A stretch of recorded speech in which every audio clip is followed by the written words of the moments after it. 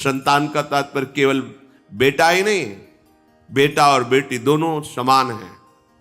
ये जो निकृष्ट भाव बैठा हुआ है, बेटी हुई उदास हो गए, लड़का हुआ थाली बजाओ घंटा बजाओ, जिससे बहुत बड़ा, बिल्कुल ठीक नहीं है। ये बेटा होता किससे है? बेटी से ही होता है। तुम किससे हुए हो? किसी मां से हुए हो। वो क्या थी? किसी की बेटी ही थी। कैसी मूर्खता छा गई है, गर्भस्थ बेटी की कोई परवाह न करके उसको, ये क्या है? कितने राक्षस वृत्ति में आ गए हैं हमारी। राक्षस भी अपने बच्चों को नहीं खाते। कितनी राक्षसी बुद्धि। हम सुंदर दिखना चाहते हैं, समाज में सम्मान पाना चाहते हैं, और पाप कर्म कैसा?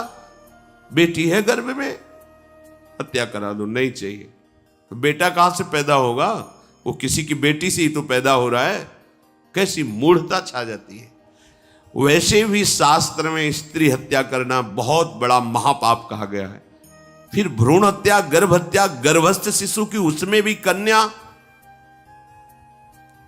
सर्वनाश। इसके बाद फिर रोते हैं, हमने कौन सा पाप किया, भगवान ने हमारा पुत्र छीन लिया।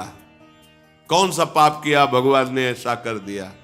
अरे अपने डायरी में तो लिखा करो कि तुमने कौन से पाप किए हैं। फिर जब परिणाम आवे तो सोचोगे तो लगेगा बहुत हल्के में निपाट रहे हैं भगवान, हमें तो बहुत कष्ट मिलना चाहिए।